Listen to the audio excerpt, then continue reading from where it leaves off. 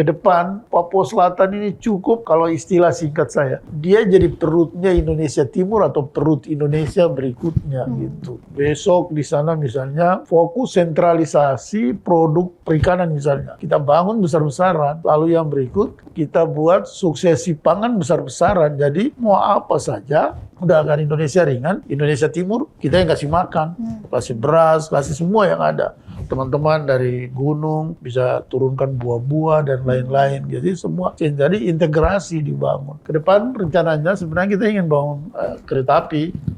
Kereta api lintas kabupaten dari Merauke. Karena Merauke itu merupakan gate utama untuk South Papua.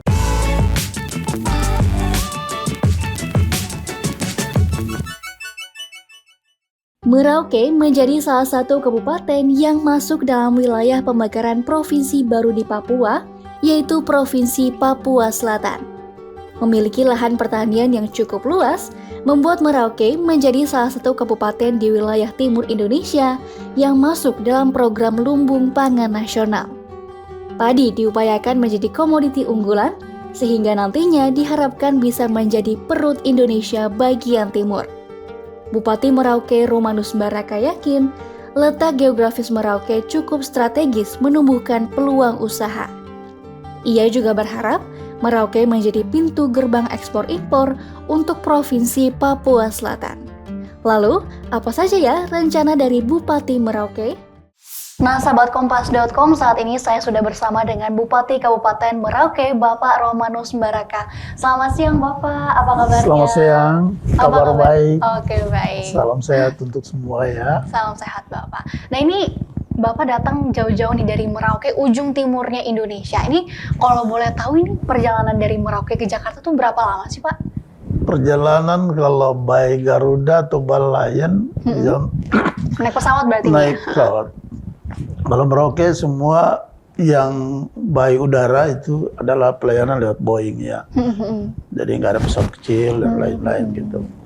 Kalau Merauke ke sini kurang lebih sekitar 7 jam lah. 7 jam. Gitu, 7 Tapi jam. langsung atau mesti transit dulu? Ada transit. Kalau kita dengan Garuda pasti kita akan transit 30 menit di Jayapura, Makassar, Merauke.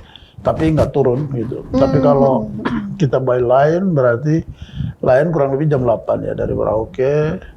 Kita akan transit di Makassar, langsung ke Jakarta gitu. Jadi Lion sebenarnya lebih cepat, kurang lebih sekitar 4-5 jam lah sudah di sini. Berarti antara kalau tadi naik maskapai yang satunya ada 4 jam, 4-5 jam, satunya lagi 7 jam gitu. Siap. Tapi mesti transit dulu ya. Oke, baik. Nah, Bapak Bupati dari Kabupaten Merauke. Ini kalau saya lihat-lihat dari rekam jejak ini sebelumnya pernah menjabat juga sebagai bupati sebelumnya. Benar. Di tahun 2011 sampai 2016 ya, Pak. Iya. Terus kemudian baru lanjut lagi di 2021 kemarin ini. Nah, ini gimana nih, Pak? Kan ini kan 2 periode yang berbeda nih.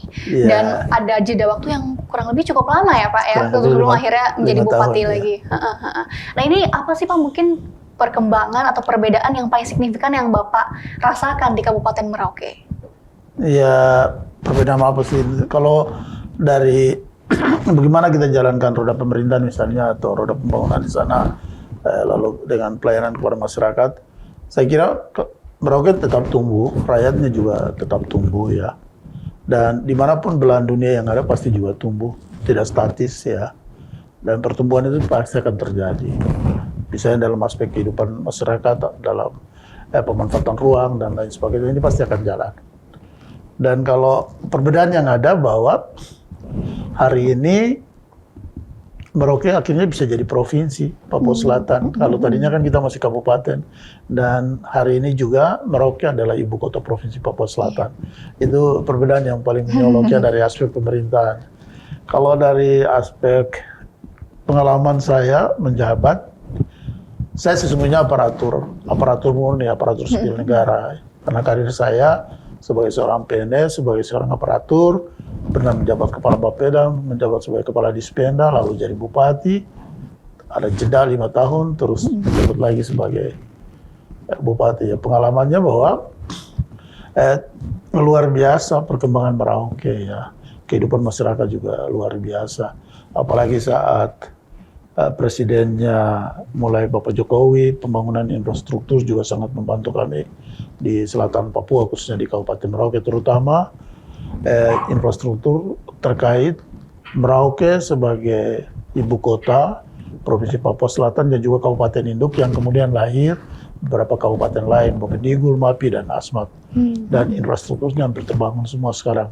Kalau tadinya jalan lumpur, tanah, orang susah jalan, ya puji Tuhan alhamdulillah sekarang sudah banyak aspal dan jalan cukup baik. Seperti Jadi itu. perkembangannya lebih ke arah infrastruktur dan juga saat ini Merauke ini bagian dari wilayah pemekaran yang Provinsi Papua Selatan ya Pak? Ya, kalau dia induk kan, Kabupaten Induk ya. Sebagai ibu kota provinsi lagi. Ya. Nah ini apa nih Pak mungkin dampak yang langsung dirasakan oleh masyarakat di kabupaten ini setelah pemekaran tersebut? Kalau dampak yang ada sekarang setelah pemekaran kita jadi provinsi, dampak paling gampang ya, kalau indikator yang saya lihat sekarang, misalnya dulu kita naik pesawat itu kita cari seat untuk berangkat besok, hari ini masih bisa dapat gitu. Kalau sekarang sudah sulit gitu. Berarti kan ada peningkatan mobilitas, pembangunan mobilitas terutama pergerakan barang, in-out barang dan penumpang. Nah, kalau dengan demikian berarti dampak terhadap pertumbuhan ekonomi juga mulai terkait gitu. Datangnya juga ketersediaan infrastruktur mulai membaik gitu. Jadi memang dampaknya luar biasa kebijakan pemerintah untuk bagaimana memajukan tanah Papua seperti itu. Apalagi Papua sudah dipecah menjadi kurang lebih sekitar 7 provinsi sekarang ya.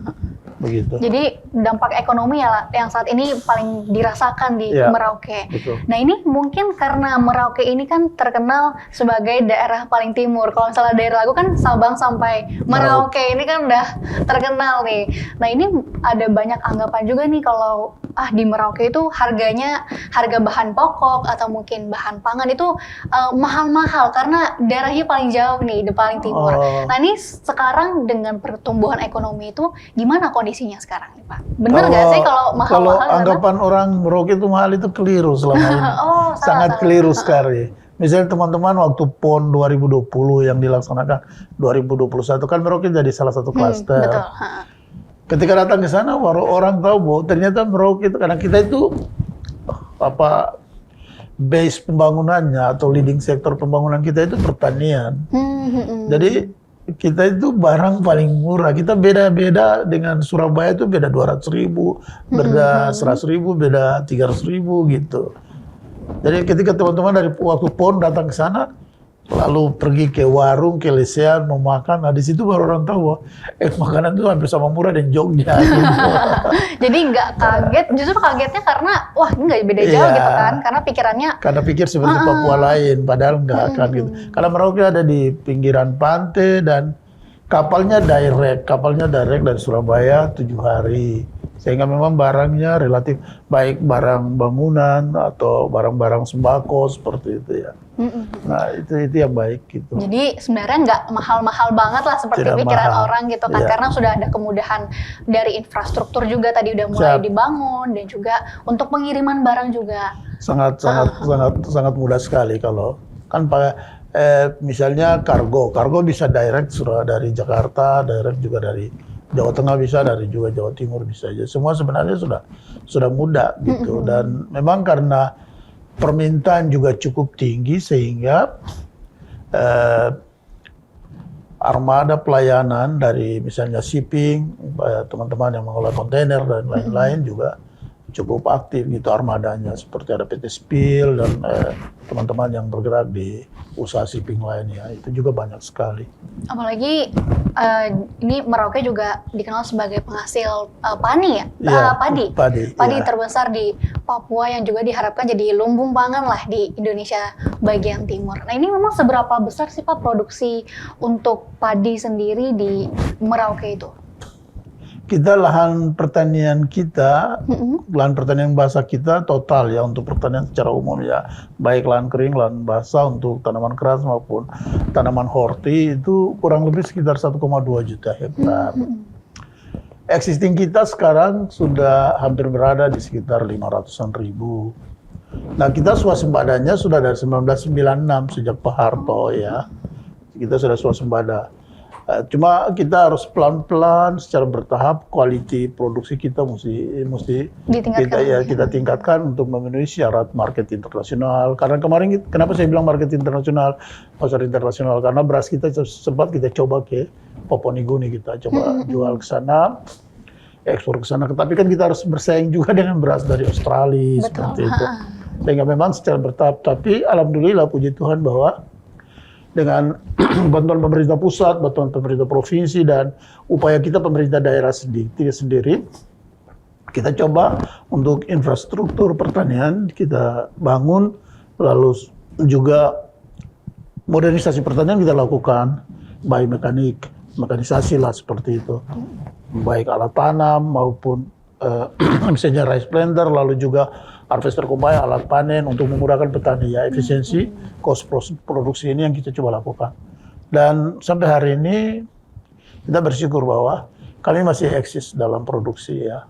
Kalau untuk kebutuhan lokal sendiri untuk selatan Papua, sebenarnya Merauke sudah sanggup, sehingga saat Pak Jokowi ke sana waktu kita panen raya, saat saya periode pertama, saya pernah minta kepada Pak Jokowi untuk infrastruktur pertaniannya dibangun kalau boleh dalam skala besar seperti bendungan air dan sebagainya. Lalu yang berikut, kalau produksi kita terus digenjot dengan kualitas yang bagus, udah kita menjadi perutnya Indonesia Timur gitu. Jadi kalau boleh suplai pangannya dilakukan dari Merauke untuk seluruh Indonesia Timur. Potensinya memang sangat besar ya di Merauke ini untuk potensinya besar baik dari ketersediaan lahan maupun dari bagaimana kita melakukan pengolahan yang optimal. Nah kemarin itu baru-baru ini juga Wakil Presiden Maruf Amin juga sempat berkunjung ya Pak untuk melihat hasil pertanian. Nah, apakah mungkin ada arahan atau pesan gitu dari Pak Wapres ini untuk justru kita dikasih spirit dan juga kasih bantuan untuk bagaimana kualitas ditingkatkan gitu ya. Kita terima kasih bahwa Wapres bisa datang ke sana untuk mendorong kami dan kami lakukan panen bersama-sama dengan Pak Wapres gitu.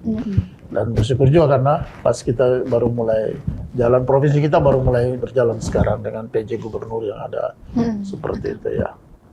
Oke, nah mungkin selain dari hasil pertanian yang juga jadi potensi besar di Merauke ini adalah potensi hasil lautnya ya Pak, karena berbatasan berhadapan langsung dengan Laut Arafura. Ini benar-benar memiliki kekayaan alam yang luar biasa lah gitu ya.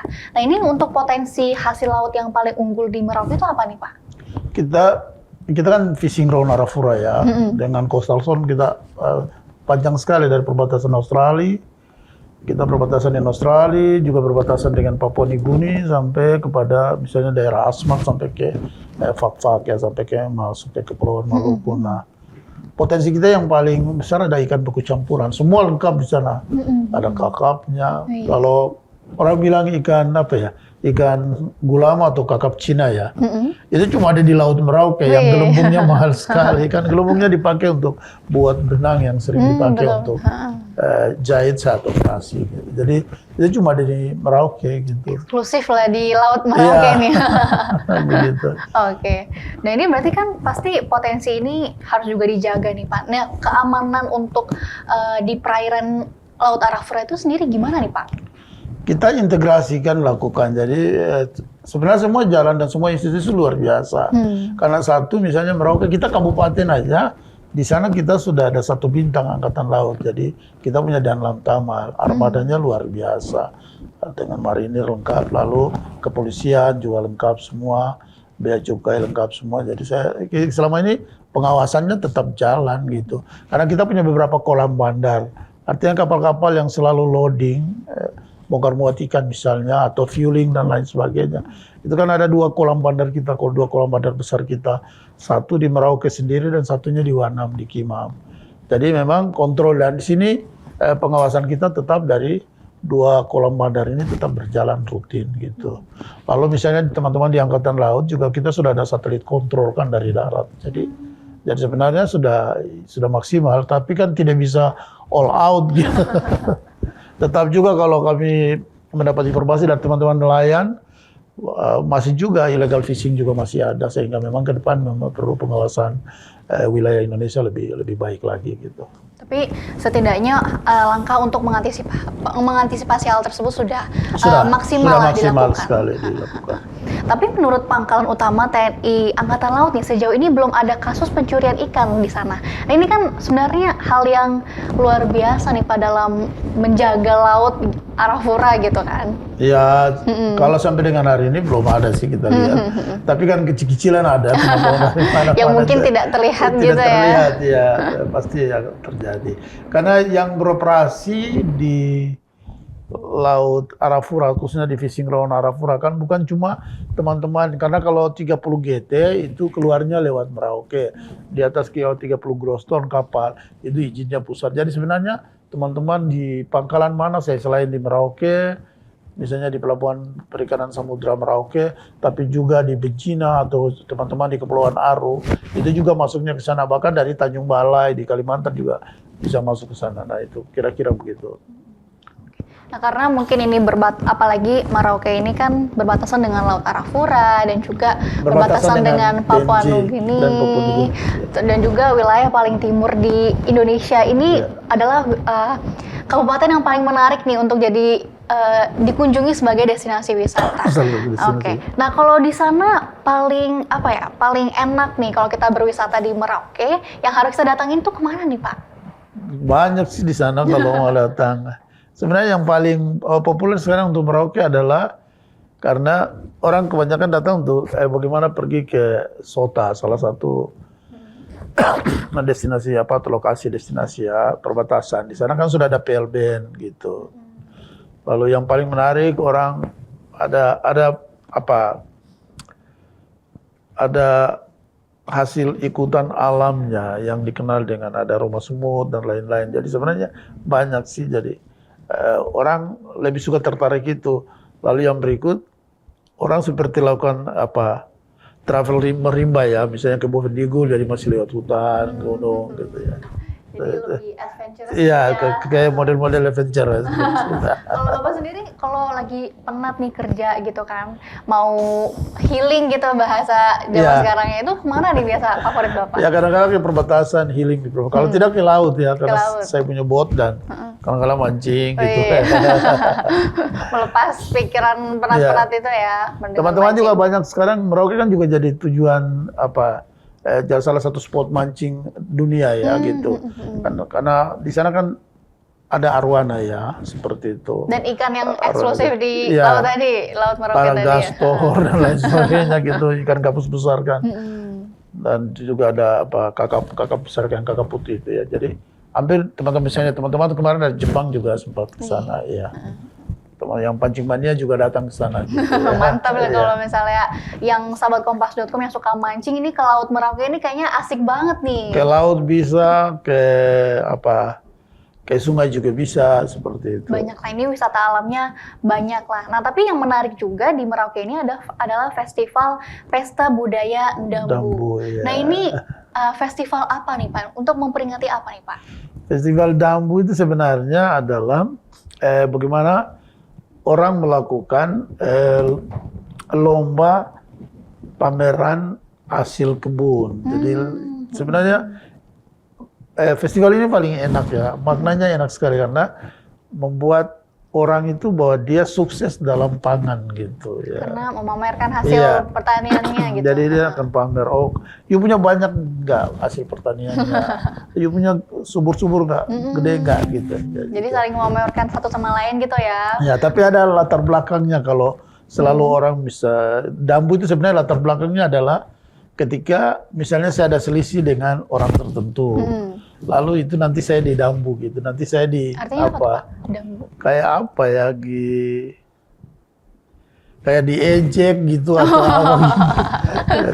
Bisa nggak seperti saya gitu. Ya. Ini hasil tadi saya nih kayak gini. Ini hasilnya saya. Kalau kau nggak bisa gitu. balas pamer seperti ini atau kau nggak bisa kasih makan saya seperti dengan hasil seperti ini ya, kau bukan jantan lah. Jadi sana pamer-pamernya hasil tani, siapa yang paling subur, siapa yang paling bagus gitu ya. Dan itu biasa gabungan kan, kalau jadi misalnya saya bilang Mbak Ana, ini saya dampu kau, nanti keluarganya Mbak Ana kumpul.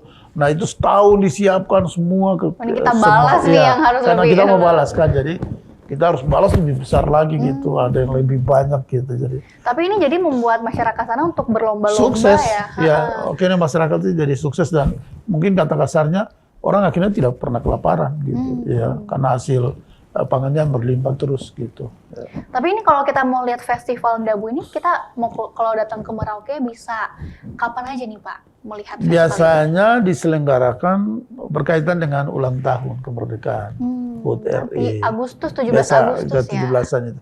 Jadi itu biasa bagian daripada kemeriahan 17 dilaksanakan. Ya.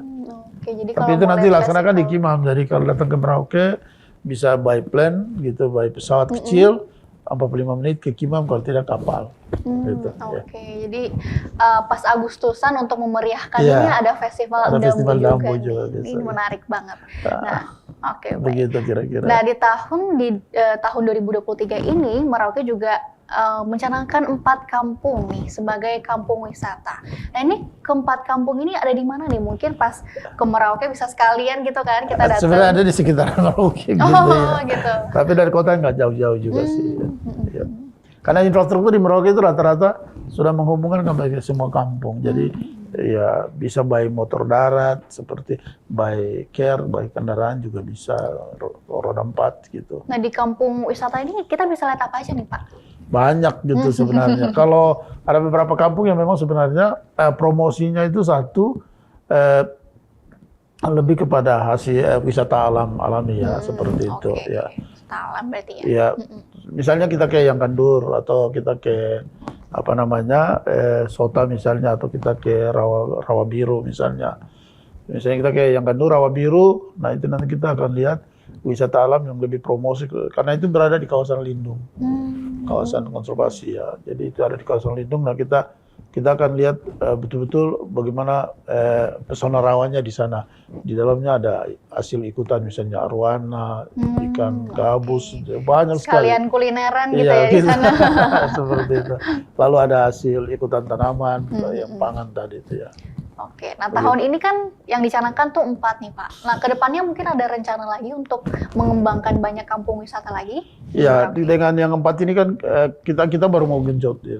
Tapi rencana kan akan seluruhnya kita kembangkan. Karena dari teman-teman di Departemen Pariwisata, Pak Sandi, Pak Menteri, kita upayakan jadi di desa wisata itu selain promosi view-nya misalnya, view alamnya, tetapi yang terpenting itu adalah bagaimana kita berdayakan rakyatnya. Gitu, kita berdayakan. Contoh misalnya nanti di Sota, di distrik Sota ada beberapa kampung di situ, kearifan lokal seperti mereka produksi minyak kayu putih, ini kita dorong, pemerintah dorong bersama dengan departemen dorong. Nah, jadi besok promosinya orang datang sana, oh mau cari misalnya madu, madu kokos misalnya, oh orang cari madu kokos itu lagi terkenal, lagi viral di dunia. Oh iya. Besok pameran di Meksiko. Oh iya, oke. Itu misalnya orang mau cari madu kokos, oh datangnya ke Sota, gitu, datangnya ke desa wisata ini. Jadi bisa gitu. jadi ajang promosi Ya, juga kan, gitu, jadi sekalian kira-kira. wisata, sekalian jalan-jalan di sana. Siap. Orang mau misalnya cari minyak kayu putih original, oh ya datangnya ke sini, ke Yangkandur. Berarti mendorong produk UMKM juga Iya, ya berarti, UMKM-nya ikut tumbuh. Jadi digandeng sebenarnya. Iya. Jadi berarti saat ini masih dalam tahap komunikasi kah dengan masyarakat? Sudah lokal atau- action renewal sudah jalan. Kan kita supply modal dari pemerintah, beri modal pemberdayaan, pendampingan, teman-teman dari departemen juga ikut.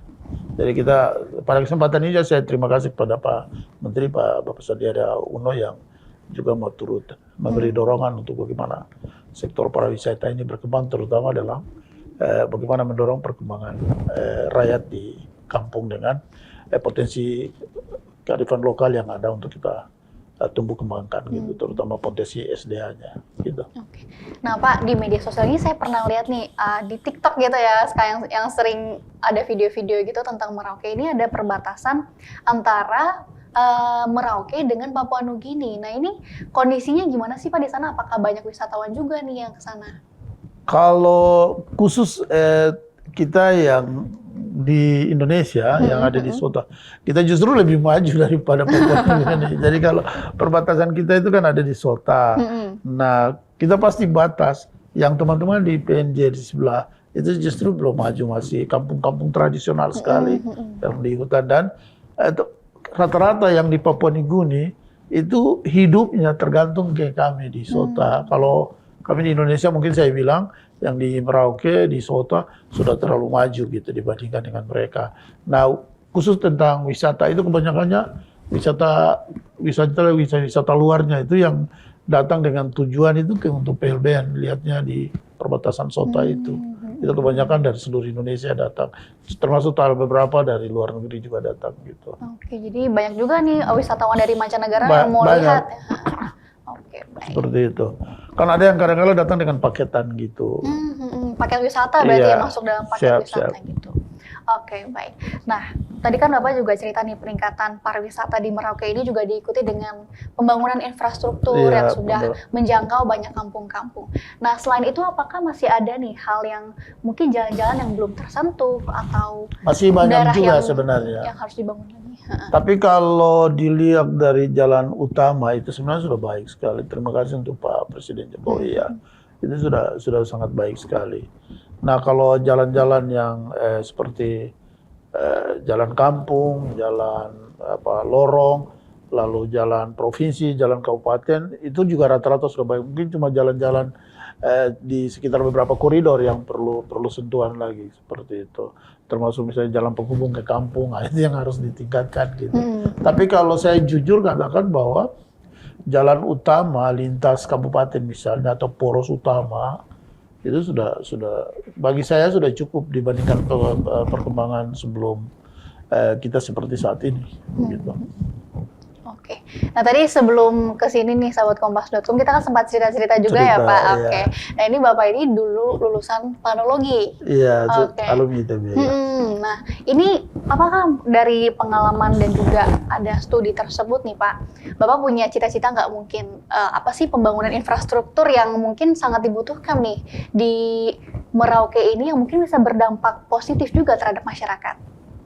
Kalau waktu saya menyelesaikan tesis saya, sebenarnya tulisan saya itu ada penggalan tulisan ketika kita menjadi sebuah daerah pemekaran. Saya mau karena Merauke ini kan konturnya flat ya. Kalau dari tata ruang kita istilahkan kontur ya, permukaan tanah ya. Betul. Kalau bahasa biasa. Nah, kita flat sebenarnya karena kita 0,8 derajat di bawah permukaan laut gitu. Kita 0,8 derajat ada DPL ya. Nah, ke depan rencananya sebenarnya kita ingin bangun kereta api lintas kabupaten dari Merauke. Karena Merauke itu merupakan gate utama untuk South Papua. Artinya dia merupakan pintu utama untuk South Papua. Kapal semua masuk di situ, bongkar di situ, baru distribusi ke Asmat, Boven, Mapi, kabupaten yang ada. Pesawat Boeing semua masuk di situ, baru orang pakai pesawat kecil, pakai jalan darat ke Mapi, Asmat, Boven, begitu. Nah, agar besok orang Merauke atau orang di Papua Selatan juga merasa murah transportasi, mending kita bangun kereta api, gerbong panjang, angkutan murah. Betul. Iya. Bisa ngangkut banyak orang gitu kan, Banyak keliling-keliling orang. gitu. Iya. Dan itu rencana ke depan. Ya, kita harus mendesain infrastruktur keretanya seperti itu ya. Itu pikiran-pikiran ke depan ya, seperti itu. Tapi udah ada rencana belum, Pak? Mungkin omongan gitu dengan... Sudah, kita dengan beberapa teman-teman termasuk teman-teman alumni di lembaga dulu saya studi di ITB juga kita sudah coba hubung untuk bagaimana kita lakukan sebuah survei awal gitu ya. Tapi nanti tim lah gitu ya. Kita cari teman-teman yang surveyor yang bagus, yang punya pengalaman. Nanti kita hubungi juga PT KAI gitu ya untuk kita bisa minta masukan untuk minimal ada survei awal, baru mungkin dilanjutkan dengan tahapan survei berikut FS1, FS2 sampai dengan harus keluar desain teknisnya. Gitu. Harapan besarnya bisalah ada kereta api di Merauke gitu ya. Harus, kalau gitu sebenarnya jadi komitmen utama harus ada kereta api. Justru harus gitu. Iya. Karena akan membuat orang kecil itu hidupnya murah gitu. Banyak barang yang dibawa. Kalau kapal kan keliling ini, keliling jauh minimal 3-4 hari lah. Misalnya kalau dengan kapal kayak Boven Digul, itu kurang lebih sekitar 3-4 hari baru sampai ke Boven. Tapi kalau dengan kereta kan bisa cuma berapa jam gitu. Iya, betul-betul. Iya. Lebih enak, jadi kita tinggal duduk aja gitu Iya. kan. Nah, kalau di laut kan mungkin Bisa. agak goyang-goyang gitu. Iya. Oke, baik. Nah, mungkin Bapak nih setelah memimpin Merauke ini 2 periode berarti ya saat Iya, ini? 2 periode. Nah, ada nggak sih Pak mungkin PR besar yang harus diselesaikan nih di Kabupaten Merauke ini yang mungkin ingin Bapak tuntaskan sebelum masa jabatan berakhir? Satu saja saya ingin ke sekolah anak-anak. Makanya kemarin saya sudah coba kirim anak-anak untuk sekolah ke beberapa sekolah unggulannya, perguruan tinggi yang ada. Termasuk kirim ke Rusia. Pada periode pertama juga saya kirim anak-anak untuk belajar khusus tentang eksakta. Saya mau ciptakan SDM yang baik sebenarnya. Itu cita-cita saya saat saya mulai memimpin Merauke gitu ya. Dan akhirnya puji Tuhan, alhamdulillah bahwa di saat periode kedua ini, anak-anak yang saya suruh kirim untuk jadi sekolah dokter, untuk bisa jadi insinyur, jadi pilot, akhirnya kan ada sekarang ya, mereka sudah pulang. Nah di periode kedua saya masih punya cita-cita yang sama. Tetap fokus saya untuk SDM, saya mau ciptakan SDM Papua yang baik, khususnya kami di selatan ya, di selatan Papua ya, di Kabupaten Merauke. Saya mau baik, dan itu yang saya coba lagi kejar gitu, agar memang kita mendapat generasi Indonesia yang handal di timur Indonesia gitu ya. Itu kira-kira begitu. Nah itu kan harapan untuk mungkin masyarakat Merauke nih Pak. Ya. Nah tapi untuk Papua secara keseluruhan yang ini memang jadi buah bibir lah. Kalau Papua, ngomongin Papua itu mungkin nggak ada habis-habisnya tentang kekayaan alam, pesonanya, itu kan ada banyak sekali nih. Apa mungkin harapan besar Bapak untuk Kabupaten Papua ini? Provinsi Papua Provinsi sendiri. Papua Selatan. Saya mau besok Provinsi Papua Selatan itu satu, kalau kita ambil dari potensi SDA-nya, kita di Papua Selatan, itu kita nggak punya tambang. Tapi Tuhan itu betapa maha murah kepada manusia ya. Apalagi kita di Papua. Kalau teman-teman di gunung ada tambang dan lain. Tapi kita di Papua Selatan, satu seperti yang kita bahas awal tadi, kita punya potensi perikanan yang luar biasa. Kita punya potensi budaya yang luar biasa. Kita punya SDM cukup. Kita punya potensi pertanian yang luar biasa. Ini Tuhan sudah kasih masing-masing. Jadi sebenarnya ke depan Papua Selatan ini cukup, kalau istilah singkat saya, dia jadi perutnya Indonesia Timur atau perut Indonesia berikutnya gitu. Besok di sana misalnya fokus sentralisasi produk perikanan misalnya. Kita bangun besar-besaran, lalu yang berikut kita buat suksesi pangan besar-besaran. Jadi mau apa saja, udah akan Indonesia ringan, Indonesia Timur kita yang kasih makan, kasih beras, kasih semua yang ada.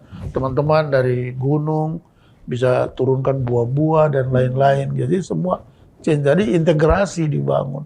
Tapi Papua Selatan tetap menjadi misalnya supplier beras, taruhlah seperti itu. Saya mau begitu, jadi terkenal besok dengan satu unggulan. Dia punya brand beras tersendiri gitu, yang masuk international market, national market, sehingga orang di selatan Papua, di Papua, orang di timur Indonesia, karena kita kan juga kasih masuk sampai ke NTT kan gitu. Jadi akhirnya betul-betul kita jadi supplier pangan untuk teman-teman di timur Indonesia. Perutnya Indonesia Timur Indonesia lah Timur, di ya, Papua gitu. Selatan ini. Oke, baik. Nah, itu mungkin harapan besar dari Pak Romanus Baraka selaku Bupati dari Kabupaten Merauke ini untuk Papua Selatan dan juga khususnya Merauke. Merauke, ya. Betul. Siap. Oke, baik. Terima kasih banyak Bapak Terima Romanus kasih. hari ini sudah datang ke Jakarta, ke Nusa Raya, dan juga cerita soal Merauke yang mungkin banyak orang yang nggak tahu. Taunya dari lagu doang nih, dari Sabang sampai Merauke ya. Oke, baik. Nah, mungkin kapan-kapan saya bisa datang ke sana dan mungkin Boleh. udah bisa ada kereta apinya nih biar bisa jalan-jalan. Boleh. Oke, baik. Nah, sahabat Kompas.com, itu dia tadi perbincangan saya dengan Bupati Kabupaten Merauke, Bapak Romanus Baraka. Saya Nastasya pamit undur diri. Salam Nusa Raya, semangat Bhinneka Indonesia Raya. Sampai jumpa.